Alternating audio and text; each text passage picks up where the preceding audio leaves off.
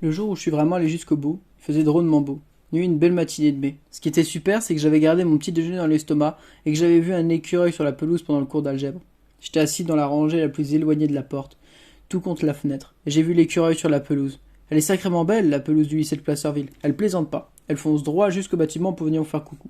Personne n'a jamais essayé de l'écarter du mur avec des plates-bandes de fleurs, des petits sapins ou genre de joyeux merdier. Du moins pas pendant les 4 ans que j'ai passés au lycée.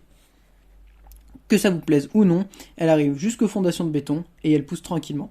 C'est vrai qu'il y a 2 ans, à une réunion du conseil municipal, une vieille grognasse avait proposé que la ville fasse construire un monument en face de l'école à la mémoire des anciens élèves tombés sur un champ de bataille quelconque. John McKennedy, mon copain, il y était. Il m'a dit que tout ce qu'elle a récolté, c'est de passer un mauvais quart d'heure. Dommage que j'ai raté ça. De la façon dont Joe en parle, ça avait l'air assez rigolo. Il y a 2 ans, du moins, du mieux que je m'en souvienne, c'est à peu près l'époque où j'ai commencé à perdre la boule. Alors, à 9h05, l'écureuil trottinait sur la pelouse, à moins de 3 mètres de l'endroit où j'écoutais Madame Underwood nous faire réviser les premières notions d'algèbre dans la foulée d'un horrible examen qu'apparemment personne n'avait réussi, à part moi et Ted Jones. Je garde un œil sur lui, ça, je peux vous l'assurer. L'écureuil, bien sûr, pas Ted Jones. Sur le tableau, Madame Underwood a écrit A égale 16. Mademoiselle Cross, qu'elle a dit en se retournant, pourriez-vous nous dire ce que signifie cette équation? Cela signifie que A est égal 16, a répondu Sandra. Pendant ce temps, l'écureuil cavalait sur la pelouse, sa grosse queue touffue à l'air, ses petits yeux noirs qui brillaient comme des plombs de chevrotine. Un bon gros bien dodu.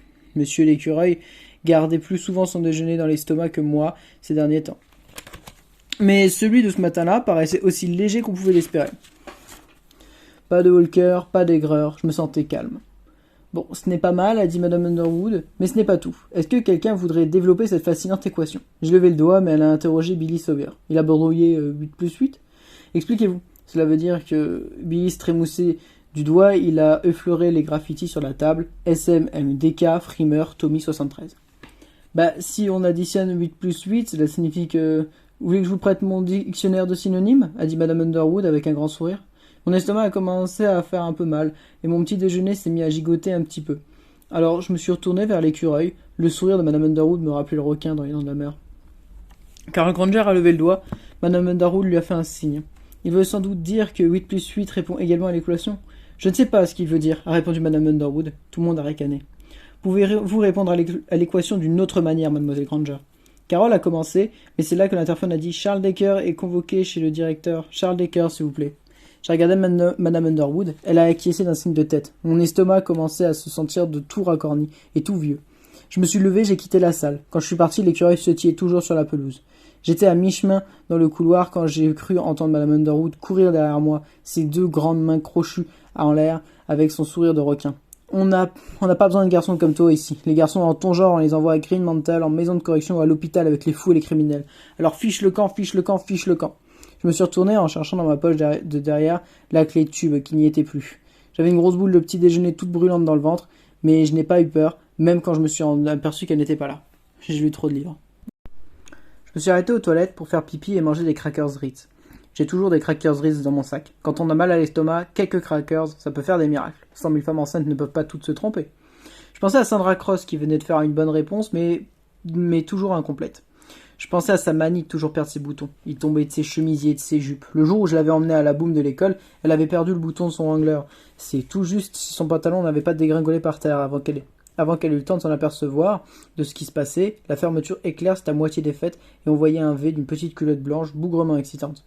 Sa petite culotte était moulante, blanche, sans une tache, immaculée. Elle se collait sur son bas-ventre avec une douceur confortable et faisait des petits plis quand Sandra se balançait au rythme de la musique. Jusqu'à ce qu'elle comprenne ce qui arrivait et se précipite vers les toilettes, en me laissant tout seul avec le souvenir de la parfaite petite culotte. Sandra était une fille bien, et si je ne l'avais pas su avant, je l'aurais compris à ce moment-là. Parce que tout le monde sait que les filles bien portent des petites culottes blanches. Les fantaisies de New York, ça n'arrive pas jusqu'à Placerville dans le Maine. Mais l'image de M. Denver s'insinuait, chassant Sandra et sa petite culotte virginale. On ne peut pas arrêter ses pensées. Ses saletés continuaient malgré soi. Ça faisait rien. J'avais beaucoup de sympathie pour Sandra, même si elle n'arrivait jamais à comprendre exactement les secrets de l'équation du second degré. Si M. Denver et M. Grace décidaient de m'envoyer à Green Mantle, je ne reverrai peut-être plus jamais Sandra, ce serait sacrément dommage. Je me suis relevé du cabinet, j'ai essuyé les miettes, et je les ai jetées dans la cuvette, et j'ai tiré la chasse. Dans le bahut, les toilettes, c'est toujours pareil, on dirait un 747 en train de décoller. J'ai toujours eu horreur de tirer cette maudite poignée. On entend sûrement tout dans la classe d'à côté, et tout le monde pense encore un chargement qui s'en va. J'ai toujours pensé qu'on devait être seul avec ce que ma mère voulait que j'appelle de la limonade ou du chocolat quand j'étais petit. Les toilettes, ça devrait être une sorte de confessionnal, mais elles vous trahissent toujours. On peut même pas se moucher sans que tout le monde soit au courant. Il faut toujours que quelqu'un sache que quelqu'un vous espionne. Il y a même des types qui sont payés pour ça, comme Denver ou Grace. Quand la porte des cabinets a grincé en se refermant et que je me suis retrouvé dans le couloir, je me suis arrêté pour regarder autour de moi. Il n'y avait pas un bruit, à part le bourdonnement de ruches assoupies qui signifie que c'est un autre mercredi, un mercredi matin à 9h10, et que tout le monde est prisonnier pour une nouvelle journée dans la merveilleuse toile d'araignée gluante de notre mère éducation. Je suis retourné aux toilettes et j'ai sorti mon feutre, un flair. J'allais écrire quelque chose de très astucieux sur le mur, genre Sandra et des petites culottes blanches, mais je me suis vu dans le miroir, j'avais des demi-lunes violacées sous les yeux, tout blanc et tout brillant, mes narines à moitié enflammées me paraissaient hideuses, la bouche n'était qu'une ligne blanche et toute tordue. J'ai écrit « bouffée de la merde », mais le feutre s'est cassé sous mes doigts trop crispés. Je l'ai jeté par terre, je donnai un coup de pied dedans. J'ai entendu un bruit derrière moi, je ne suis pas retourné. J'ai fermé les yeux, j'ai respiré lentement et profondément, jusqu'à ce que je puisse me maîtriser. Ensuite, je suis monté.